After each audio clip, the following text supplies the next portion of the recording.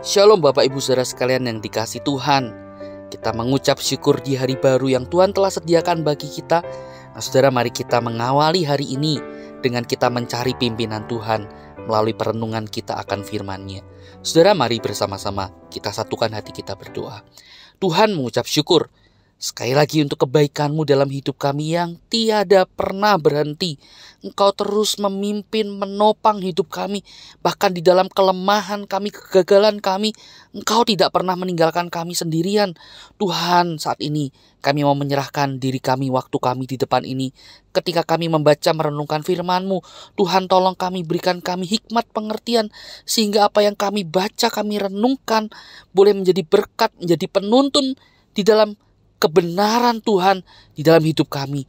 Tuhan, tolonglah kami berdoa di dalam nama Tuhan Yesus. Amin. Saudara sekalian kasih Tuhan, pagi ini kembali bersama-sama kita akan merenungkan dari kitab Ulangan. Kini kita tiba pada Ulangan pasal 28 ayat 47 sampai dengan ayat 68. Namun saudara, saya tidak akan membacakan semuanya. Saudara, saya ingin mengajak memperhatikan ayat yang ke-47 dan 48 saja. Demikian firman Tuhan. Karena engkau tidak mau menjadi hamba kepada Tuhan Allahmu dengan sukacita dan dengan gembira hati walaupun kelimpahan akan segala-galanya, maka dengan menanggung lapar dan haus, dengan telanjang dan kekurangan akan segala-galanya, engkau akan menjadi hamba kepada musuh yang akan disuruh Tuhan melawan engkau. Ia akan membebankan kuk besi ke atas tengkukmu sampai engkau dipunahkan. Sampai demikian rupa kita membaca firman Tuhan.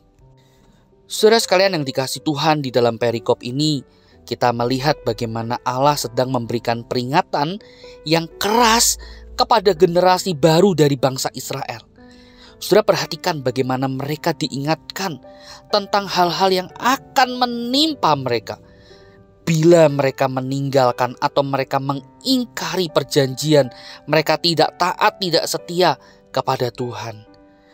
Dan saudara, kita melihat meskipun sudah diperingatkan sedemikian rupa, namun tetap bangsa Israel memilih untuk tidak setia, memilih untuk meninggalkan atau mengingkari perjanjian mereka dengan Tuhan. Dan kita lihat bagaimana benar saudara, Tuhan pada akhirnya mendatangkan penghukuman di dalam hidup mereka, yaitu melalui pembuangan. Yang kita bisa lihat kisahnya di dalam kitab-kitab sejarah di dalam perjanjian lama. Nah saudara, di sini persoalannya bukan pada kurang jelasnya perintah Tuhan, juga bukan kurang kerasnya konsekuensi yang Tuhan berikan atas pelanggaran atau kesalahan umat Tuhan. Saudara, bukan. Tuhan sudah dengan jelas memberikan aturan mainnya, konsekuensinya juga sudah dinyatakan terlebih dahulu di depan. Tetapi saudara, tetap saja bangsa Israel adalah bangsa yang degil hatinya, yang tegar tengkuk. Mereka tetap akhirnya memilih untuk tidak setia kepada Tuhan. Dan itulah sekali lagi yang menyebabkan Allah mendatangkan penghukuman dalam hidup mereka. Dan saudara, sekali lagi coba kita perhatikan bagaimana kerasnya peringatan Allah kepada bangsa Israel ketika mereka mengingkari perjanjian itu. Nah saudara, di sana dikatakan bagaimana Tuhan menyatakan bila bangsa Israel tidak lagi setia kepadanya, Allah akan memusnahkan mereka sampai tidak tersisa. Saudara, begitu keras sekali konsekuensi ini. Kata punah saudara yang dipakai dalam bagian ini. Saudara, punah ini menunjukkan ekspresi kemarahan Tuhan terhadap umatnya. Kata punah ini bisa melukiskan dua hal saudara. Yaitu yang pertama adalah berbicara tentang hasil akhir dari puncak murka Allah kepada umatnya, ketidaksetiaan umatnya. Dan juga saudara, kita juga bisa melihat kata punah ini dari sudut pandang yang kedua, yaitu adalah simbol dari pembuangan umat Allah dari hadapan hadirat Allah. Jadi umat Tuhan dibuang dari hadapan Allah. Wah saudara sekalian, ini merupakan satu hal yang sangat keras yang Tuhan telah nyatakan bagi umat Israel pada waktu itu.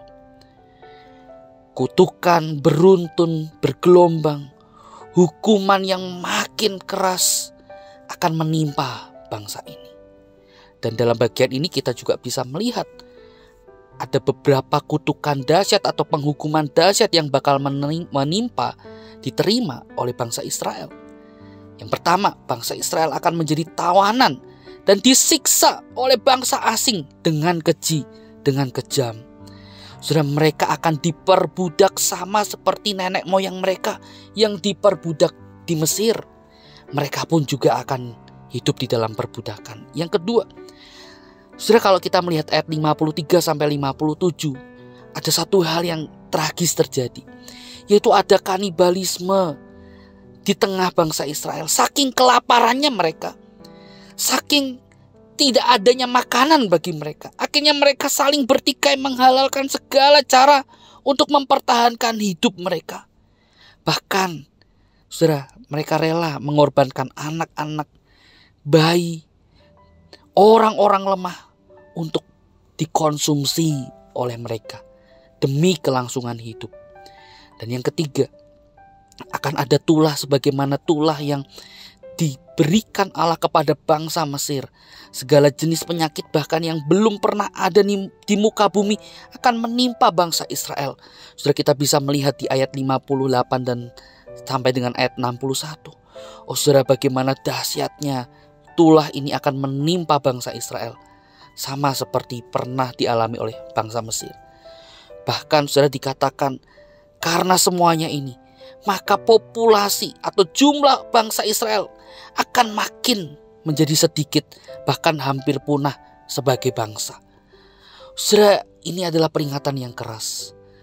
Sekali lagi, ini bukan hanya untuk bangsa Israel pada waktu itu, tetapi juga bagi kita. Saudara, Tuhan begitu mengasihi kita. Tuhan begitu sayang pada kita. Ia, saudara, telah menyediakan yang terbaik di dalam hidup kita. Dan Ia mau kita hidup di dalam kelimpahan berkat-Nya.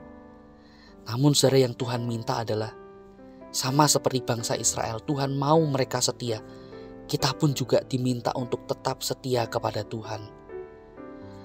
Tuhan yang telah mengasihi kita. Tuhan yang telah berkorban sedemikian rupa untuk kita. Nah saudara, biarlah ini menjadi peringatan buat kita. Bukan karena kita takut dihukum Tuhan, bukan kita takut kena tulah kutukan dari Tuhan, bukan. Melainkan sadari kita telah terlebih dahulu disayangi oleh Tuhan. Kita telah terlebih dahulu dijadikan umat-Nya. Masakan kita tidak mau setia kepada Tuhan? Kiranya Tuhan menolong kita untuk hidup di dalam kasih dan kesetiaan kita kepadanya. Mari kita berdoa. Tuhan, terima kasih untuk firman yang kami baca pagi ini. Terima kasih untuk peringatan yang keras yang Tuhan nyatakan melalui firman-Mu. Ajar kami Tuhan untuk hidup setia, hidup dengan kasih yang benar kepada Tuhan. Karena Engkau telah terlebih dahulu mengasihi kami. Karena Engkau telah terlebih dahulu mencari kami, bahkan berkorban nyawa untuk menebus dosa-dosa kami. Ajar kami Tuhan untuk melihat hal ini sebagai anugerah yang besar yang tidak ternilai dalam hidup kami. Tuhan, tolonglah kami. Kami berdoa di dalam nama Tuhan Yesus Kristus. Amin. Selamat pagi, Tuhan Yesus memberkati kita sekalian.